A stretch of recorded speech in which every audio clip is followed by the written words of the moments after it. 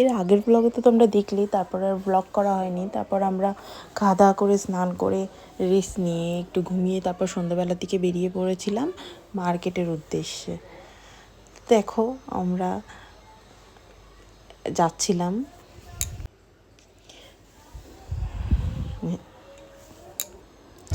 যে মার্কেটটা এসেছিলাম এটা খুব সুন্দর। এটা পুরীতে যেখানে আমরা ছিলাম তার থেকে একটু এগিয়ে, জায়গাটার নাম ঠিক আমার জানা নেই, কিন্তু খুব সুন্দর মার্কেটটা। দেখো তোমরা কি সুন্দর, এগুলো সব মার্কেট। আর আমরা ওপর থেকে এই ভিউটা পেয়েছিলাম, খুব সুন্দর। তাই সবাই এখানে দাঁড়িয়ে দাঁড়িয়ে অনেক ছবি তুলছিল।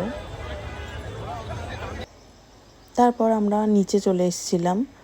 নিচে দেখো রাহি ওখানে কোলে কোলে ঘুরছে। আর এখানে সব দেখো, এখানে এই শাখাগুলো সব বলছিল 100 আর 200 করে। আমিও নিয়ে এসেছিলাম একটা, 200 টাকা করে নিয়েছিল জোড়া। আর ওখানে ব্যাগ দেখছিলাম, আমরা ব্যাগ নিয়েও এসেছিলাম গিফটিং পারপাসে সবাইকে দেওয়ার জন্য। আর এখানে দেখো সব কুর্তা, বাচ্চাদের জামা এখানে সবই ছিল।